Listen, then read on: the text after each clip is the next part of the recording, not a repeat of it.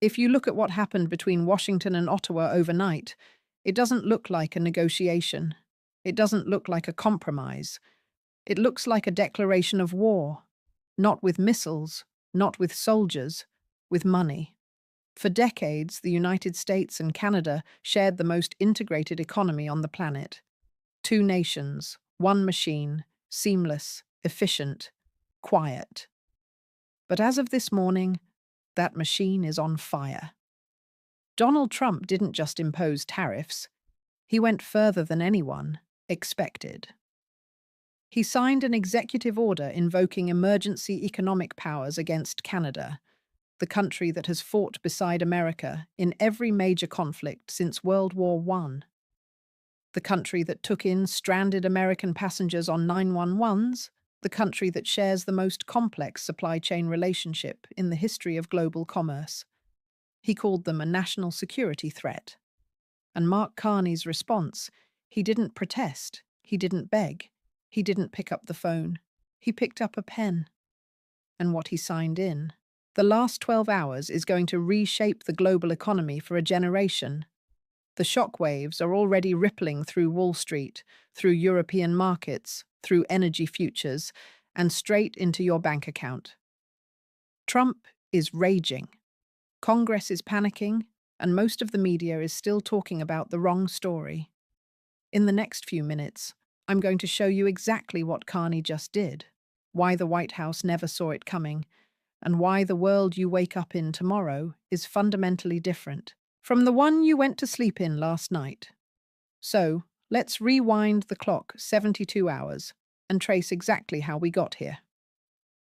It started with silence, and that silence should have been a warning. After the initial tariff standoff, the one where Carney publicly rejected Trump's ultimatum, the world expected fireworks. Cable news was camped outside the Canadian embassy.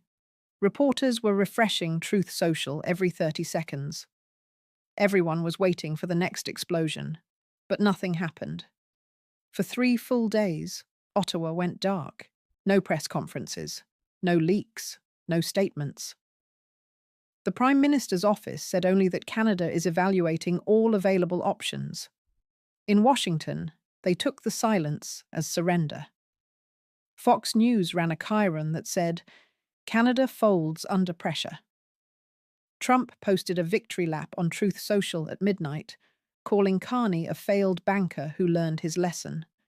Senior White House officials briefed reporters on background that Canada had reached out privately to negotiate.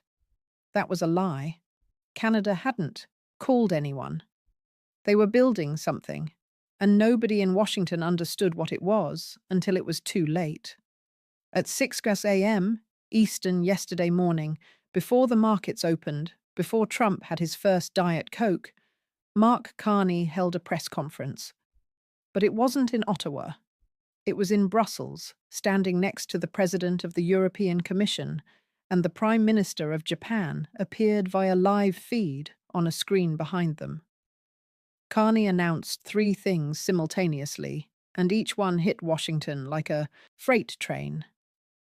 Announcement number 1, the Canada-EU Emergency Economic Partnership. Not a trade deal, not a memorandum of understanding. A full emergency economic partnership with fast-tracked mutual recognition of standards, shared regulatory frameworks, and preferential market access. Because the groundwork had been laid for months, Carney had seen this coming. He had been preparing since the day he took office. While Trump was tweeting, Carney was negotiating while the White House was celebrating. Ottawa was on encrypted, calls with Brussels at 3 a.m. The agreement effectively gives Canadian manufacturers, farmers, and energy producers a backdoor into the European market. If the US doesn't want Canadian goods, Europe does, and they just rolled out the red carpet, receipt number 1. Within 90 minutes of the announcement, the euro-Canadian dollar pair moved more than it had in 6 months. European energy stocks surged. Canadian oil sands companies that had been hammered by tariff fears shot up 9% before lunch. The money moved before the politicians even understood what happened. Announcement number 2, the Pacific Corridor Energy Accord. This is the one that made the White House go pale. Canada announced a fast-tracked agreement with Japan and South Korea to redirect liquefied natural gas and heavy crude exports across the Pacific. They're accelerating pipeline and port construction on the British Columbia coast using emergency infrastructure powers. Carney invoked national economic security to bypass the environmental reviews that had been stalling these projects for a decade. Read that again.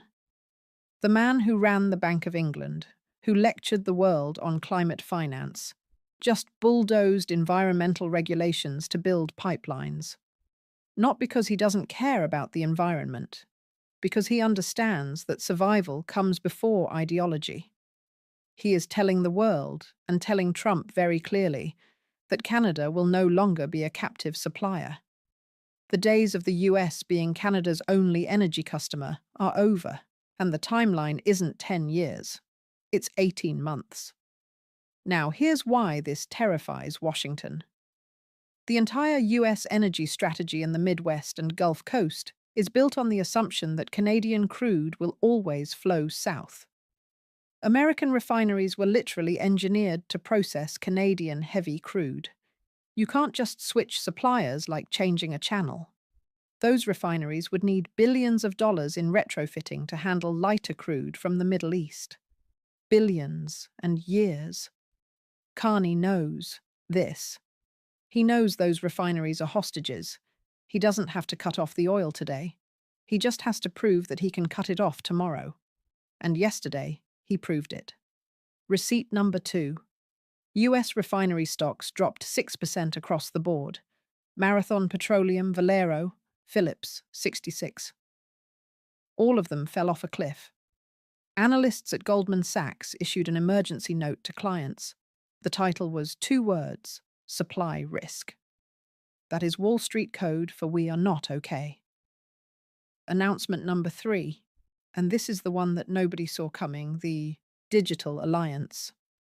Carney announced that Canada is forming a joint digital infrastructure and AI development pact with the European Union, the United Kingdom, Japan, and Australia.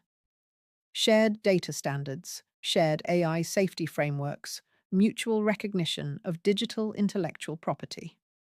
And here's the knife. The agreement specifically excludes the United States. Let me say that again. 5 major Western economies just created a technology alliance and they left America out of it. This is unprecedented. This has never happened. The US has been at the center of every major Western economic and technological framework since 1945. And in one morning, Mark Carney kicked them out of the room. Why does this matter? Because the next industrial revolution runs on data and AI. Whoever sets the standards controls the future.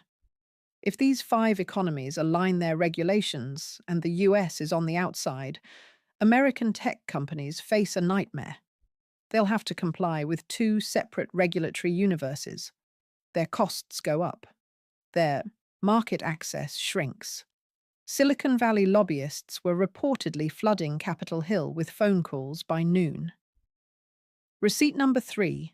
The Nasdaq dropped 550 points yesterday, the worst single-day decline in 14 months. Meta, Google, Microsoft, all of them took significant hits. Not because of anything wrong with their businesses, because the market suddenly realized that American tech dominance is not guaranteed. It's a privilege. And that privilege just got revoked by a Canadian in a dark suit, reading from index cards in Brussels. So let's talk about what's happening inside the White House right now. Because from what we're hearing, it is chaos. Not strategic chaos, not controlled chaos. The kind of chaos where people are updating their resumes. Trump's economic advisors are split into 2 camps. Camp 1 says, hit back harder, expand the tariffs, sanction Canadian banks, freeze Canadian assets, go full economic warfare. Camp 2 says this is a catastrophe. They're saying Carney just outflanked us on every front. and we need to de-escalate immediately before the market losses become permanent. The problem is that Trump isn't listening to either camp. He's listening to his gut, and his gut is telling him what it always tells him. Never back down. Never apologize. Double down and attack. He's posted 14 times in the last 12 hours. He called Carney a puppet of European socialists. He called the EU agreement a joke that will collapse in a week. He threatened to pull the US out of NATO. Again, he suggested imposing sanctions on Canadian banks.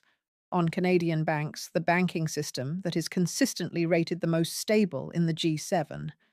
The same banking system that survived 2008 without a single failure while American banks were collapsing like dominoes. But here's what Trump isn't doing. He isn't picking up the phone. He isn't sending an envoy. He is all fist and no handshake, and the world is watching, and the world is drawing conclusions. Let's talk about Mark Carney's strategy here, because it is genuinely brilliant, and I don't say that as a political endorsement. I say that as someone who studies power dynamics. Carney understood something fundamental that Trump doesn't. In the 21st century, economic power isn't about size, it's about connectivity. The United States is the largest economy in the world. That's true. But being the largest doesn't mean much if everyone else decides to root around you. Think of it like the intern. That's what Carney is building a bypass. He's not trying to defeat the US. He's trying to make the US optional. And that is a far more dangerous threat than any tariff. Trump understands transactions. You give me this, I give you that. He does not understand networks. He doesn't understand that when you bully one node in a network, the other nodes reorganize.